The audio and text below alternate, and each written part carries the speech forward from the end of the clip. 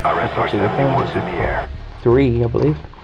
I decided to go ahead and paint up the model, shits and giggles, and I decided to show you some of the level of detail on the actual chairs, the pilots, and the inner cockpit, as you can see. There is just one thing that's bugging me, is the model itself is very beautifully detailed. The interior is, anyway. The exterior, not so much. Like I was telling you guys. The thing, yet again, that's really upsetted me is, if you read carefully right here, it says SR-71 Blackbird, US Air Force, under license. Another thing I've got to freaking take off to make sure that the model actually looks realistic. I mean, it's a nice model. But this is where I'm at so far. I've just base coated those. I've got to do the cockpit still, which is over here. And once that's done, I'll start doing the finer details, like the gauges, and do the suits in the olive drab green. I believe I've still got it right here somewhere. Doodly doodly doodly doodly doo. And just when I need it, I can't find it. No, I don't have it somewhere. But here it is. I'm gonna do it in this nice dark green with the highlights of this custom mixed teal apple green that I've got for highlights. That's going to be on the main suits. Helmets, visors will be painted black. The cockpit and the seats and whatnot will be painted in the olive green with metallic highlights. And that's where we're at right now, guys. Okay, so stay tuned for more episodes. Welcome back. Take care.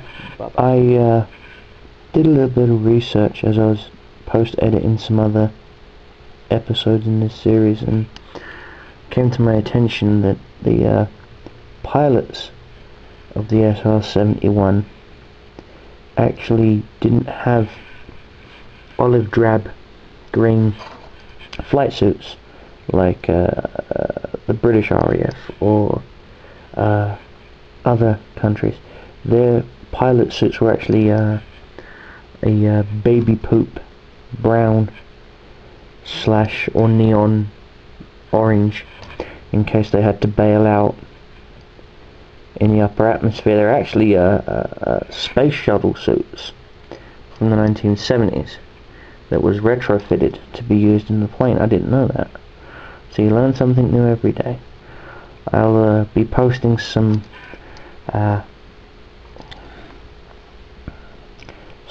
pictures so you can have a comparison.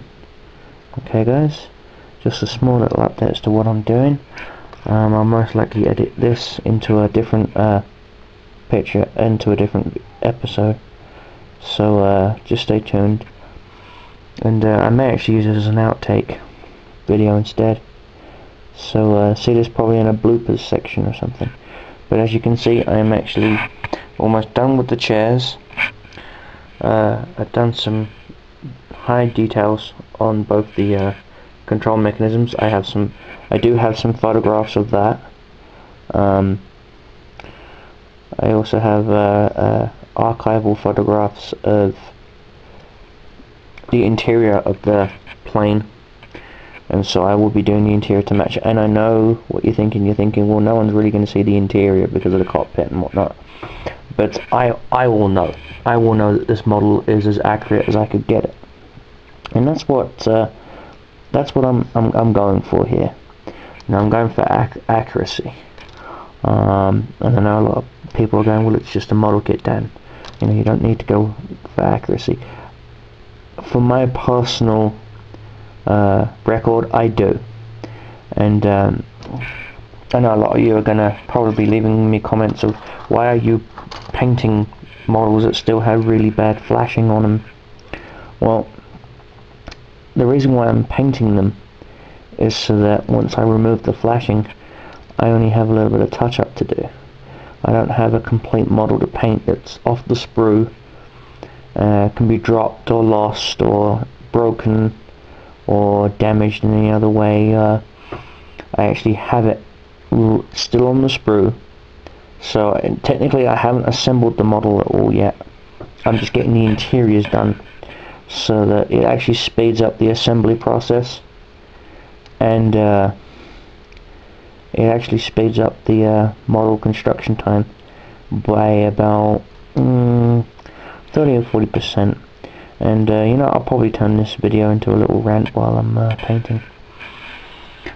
Before you ask, I'm using Apple Barrels paints. I don't use Vallejo or anything spectacular like that. I've had a good success with using Vallejo, Apple Barrel paint. Sorry. I have some GW paints like the silvers and things like that. I also use P3. P3. They're a good paint. I use those on my Chaos Space Marines because my Chaos Space Marines chapter, probably do a little rant about that, is a Chaos cult called the Cult of Malivictus.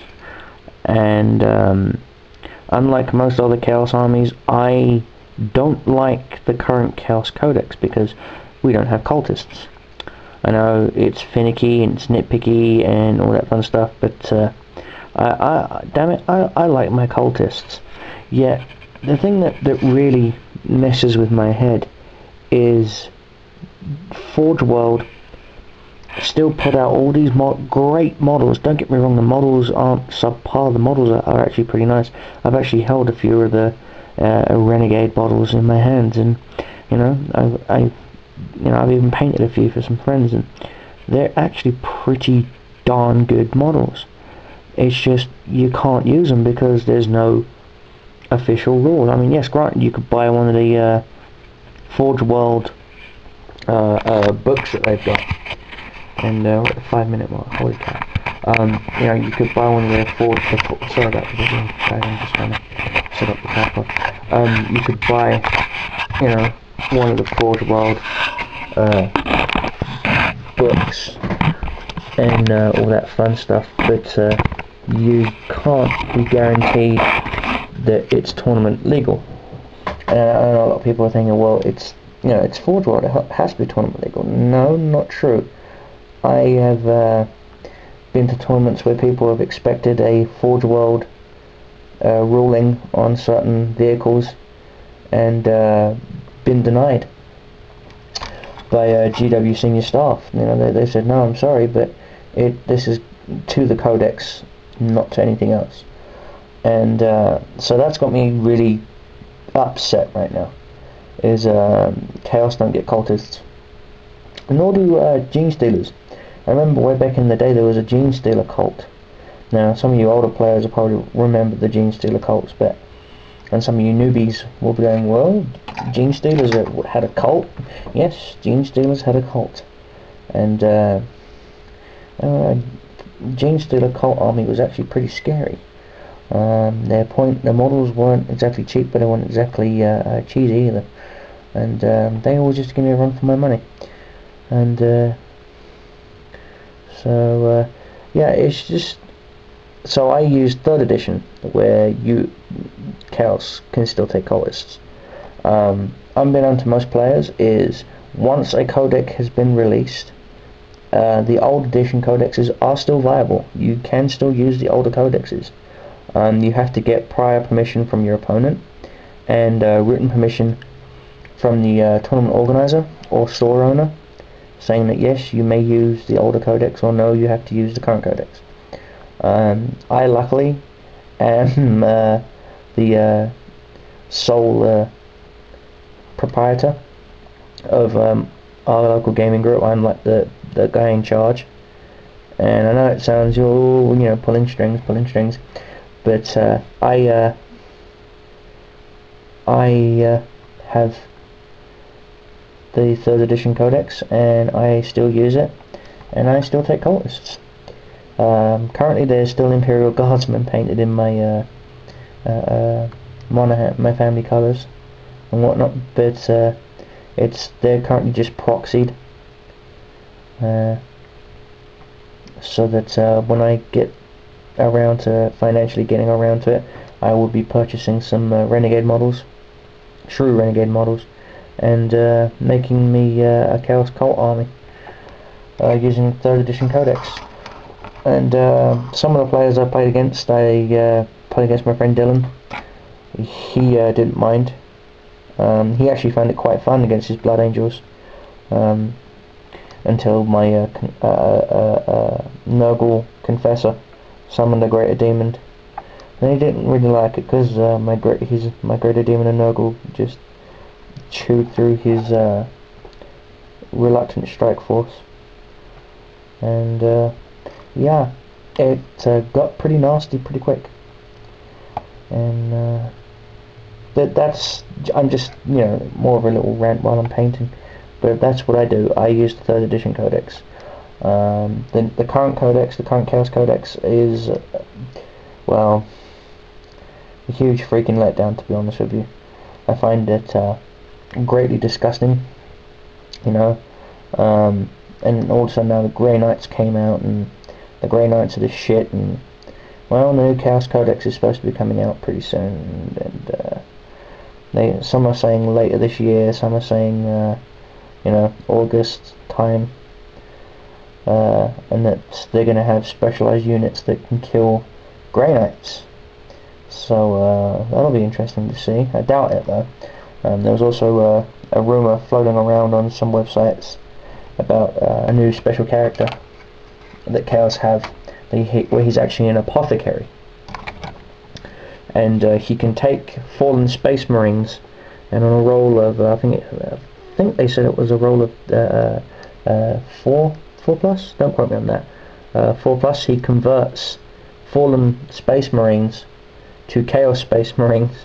You get to summon D3 Space Marines from the warp, and so I thought that was pretty cool.